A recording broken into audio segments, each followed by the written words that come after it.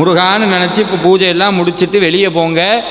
முருகன் சொல்லுவார், என்னை பார்க்க வந்தியா, நீதாயா என்னை பார்க்க வந்தன் மனசில் நினச்ச அடுத்த நிமிஷம் அப்படி ஒன்று பாஞ்சிக்கிட்டு போகும் வேலு. யாம் இருக்க பயமே, யாம் இருக்க பயமே. இன்றைக்கி பரிகாரங்கிற பேரில் நம்ம எல்லாத்தையும் பண்ணுறோம், தவறில்லை. ஏன்? நம்மளுக்கு வழி தெரியலை, வழி நம்மளுக்கு தெரியல.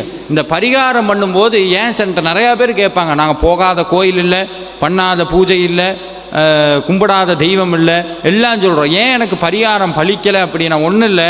இன்றைக்கி நான் உங்கள்கிட்ட சொல்கிறேன், உங்களுக்கு ஏதோ ஒரு பிரச்சனை இருக்குதுன்னு வைங்க. உதாரணத்துக்கு கடன் தொல்லை தீரணும் அப்படின்னு ஒரு வச்சுக்குவோம், கடன் தொல்லை தீரணும், வேல்மாறல் படிங்க அப்படின்னு சொல்கிறேன். வேல்மாறல் படிக்கும்போது நீங்கள் என்ன நினச்சிட்டு படிப்பீங்க? எதை நினைப்பீங்க? கடனை நினைப்பீங்க. முருகனை அவர் சார் எங்களுக்கு கடன் தீரணும் சார். ஒரு உண்மையை சொல்லட்டுமா?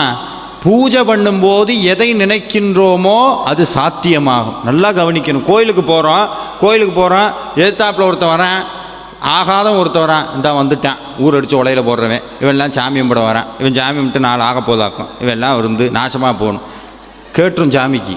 அப்போ சாமி என்னென்னா மித்த வார்த்தையெல்லாம் விட்டுப்பிடுவார், அந்த ஒரு வார்த்தையை பிடிச்சிடுவார், போய் இவனுக்கு அதான் வேணும் போல் இருக்கு வச்சுக்கன்றுவார். அப்போது எப்போவுமே எந்த இடத்துல, அதுவும் குறிப்பாக பூஜை நடக்கும்போதும் வழிபாடு நடக்கும்போதும் மனசில் நல்ல எண்ணங்கள், நல்ல எண்ணம் வரமாட்டேது சார்னா எதையுமே நினைக்கக்கூடாது, முருகனை மட்டுமே நினைக்கணும். ஏன் நான் பூஜையெல்லாம் எனக்கு பலிக்கலை, பண்ண பரிகாரமெல்லாம் பலிக்கலைன்னா ஒன்றே ஒன்று தான், பரிகாரங்கிற பேர்லையோ பூஜைங்கிற பேர்லையோ ஏதாவது பண்ணும்போது இறைவனை நினைக்கணும். நான் இறைவனை நினைக்கிறதுக்கு பதிலாக பூஜை பண்ணும்போதெல்லாம் என் கடன் தீரணும், கடன் கடன் கடன் கடன், திருப்பி என்ன ஆகும்? அதுதான் வரும்.